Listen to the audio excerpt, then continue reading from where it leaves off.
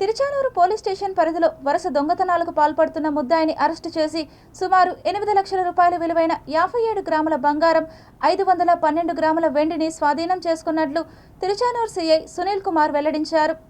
మంగళం ఏరియాలో రెగ్యులర్గా జరుగుతున్నటువంటి దొంగతనాల విషయంగా ఈరోజు రాబడిన సమాచారంపై ఆశాలత కన్వెన్షన్ సెంటర్ దగ్గర వాహనాలు తనిఖీ చేయించుండగా ఒక వ్యక్తి అటు సైడ్ నుంచి వచ్చి పోలీసులైన మమ్మల్ని చూసి పారిపోవడానికి ప్రయత్నించాడు. అంతటా మా సిబ్బంది సాయంతో పట్టుకొని అతన్ని విచారిస్తే అతని పేరు వరదరాజులు మణి, జీవకోణకు చెందినటువంటి వ్యక్తి. ఇతను మంగళం ఏరియాలో దొంగతనాలు అయినటువంటి ఎంఏజీ క్వార్టర్స్ 51లో తర్వాత ఇంకో క్వార్టర్స్లో ఉన్నటువంటి 2 ఇళ్లలో దొంగతనం చేసినట్టుగా మా ముందు ఒప్పుకోవడం జరిగింది.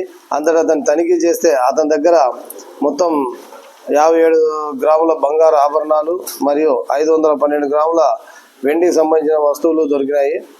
వాటన్నిటిని అతని సమక్షంలో అరెస్ట్ చేసి తిరుచానూరుకు సంబంధించిన 2 కేసుల్లో 93, 94 కేసుల్లో దొంగతనం చేసిన సొత్తుగా గుర్తించి, అలాగే అరపిల్లి పోలీస్ స్టేషన్లో ఒక కేసు దొంగతనంలో భాగంగా వాటిని సీజ్ చేయడం జరిగింది. ఇతను పాత నేరస్తుడు.